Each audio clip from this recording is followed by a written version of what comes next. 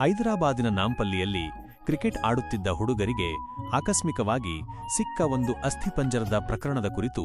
ಆ ಪ್ರಕರಣದಲ್ಲಿ ಅಸ್ಥಿಪಂಜರದ ಪಕ್ಕದಲ್ಲಿ ಸಿಕ್ಕಿದ ಹಳೆಯ ನೋಕಿಯಾ ಮೊಬೈಲ್ ಫೋನ್ನ 80 ಮಿಸ್ಡ್ ಕಾಲ್ಗಳ ಆಧಾರದ ಮೇಲೆ ಅದು ಅಮೀರ್ ಖಾನ್ ಎಂಬ ಏಕಾಂಗಿ ವ್ಯಕ್ತಿಯ ಅಸ್ಥಿಪಂಜರ ಎಂದು ಪೊಲೀಸರು ಪತ್ತೆ ಹಚ್ಚಿದ್ದಾರೆ.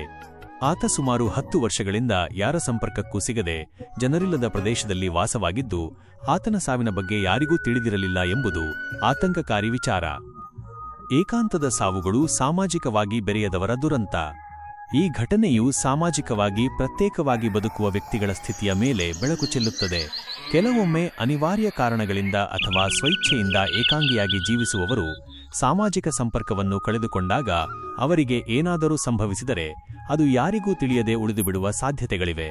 ಕೊಲೆ ಪ್ರಕರಣಗಳಲ್ಲಿ ಸಿಗುವ ಅಸ್ಥಿಪಂಜರಗಳಿಗಿಂತ ಸಹಜ ಸಾವಿಗೀಡಾಗಿ ಬಹಳ ಸಮಯದ ನಂತರ ಪತ್ತೆಯಾಗುವ ಅಸ್ಥಿಪಂಜರಗಳು ಹೆಚ್ಚು ಆತಂಕಕಾರಿ.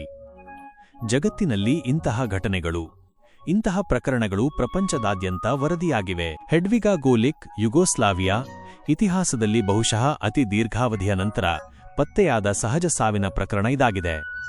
1966ರಲ್ಲಿ ಸಾವಿಗೀಡಾದ ಹೆಡ್ವಿಗಾ ಗೋಲಿಕ್ ಅವರ ಅಸ್ಥಿಪಂಜರ 2008ರಲ್ಲಿ ಬರೋಬ್ಬರಿ 42 ವರ್ಷಗಳ ನಂತರ ಪತ್ತೆಯಾಗಿತ್ತು.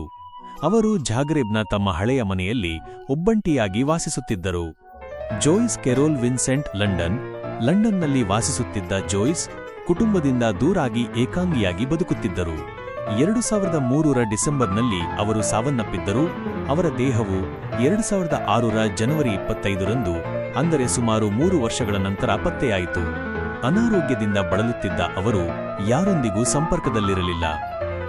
ಜಪಾನ್ನ ಕುಡುಕುಶಿ ಐಸೋಲೇಷನ್ ಡೆತ್ ಪ್ರಕರಣಗಳು. ಜಪಾನ್ನಲ್ಲಿ ಇಂತಹ ಏಕಾಂತದ ಸಾವುಗಳು ಕುಡುಕುಶಿ ಅಥವಾ ಐಸೋಲೇಷನ್ ಡೆತ್ ಸಾಮಾನ್ಯವಾಗಿದೆ. ಜಪಾನಿನ ಜನರು ಹೆಚ್ಚು ಕಾಲ ಬದುಕುತ್ತಾರೆ ಮತ್ತು ಅತ್ಯಂತ ಶ್ರಮಜೀವಿಗಳು ಎಂಬುದು ತಿಳಿದ ವಿಚಾರ. ಆದರೆ ಯುವ ಪೀಳಿಗೆ ದುಡಿಮೆಯ ಹಿಂದೆ ಬಿದ್ದು ತಮ್ಮ ವಯಸ್ಸಾದ ಪೋಷಕರನ್ನು ಏಕಾಂಗಿಯಾಗಿ ಬಿಟ್ಟು ಹೋಗುವ ಪ್ರವೃತ್ತಿ ಹೆಚ್ಚಾಗಿದೆ. ಇದರ ಪರಿಣಾಮವಾಗಿ ಅನೇಕ ವಯೋವೃದ್ಧರು ಮನೆಗಳಲ್ಲಿ ಒಬ್ಬಂಟಿಯಾಗಿ ಸಾವನ್ನಪ್ಪುತ್ತಾರೆ ಮತ್ತು ಅವರ ಮೃತದೇಹಗಳು ದಿನಗಟ್ಟಲೆ ಅಥವಾ ತಿಂಗಳುಗಟ್ಟಲೆ ಪತ್ತೆಯಾಗುವುದಿಲ್ಲ.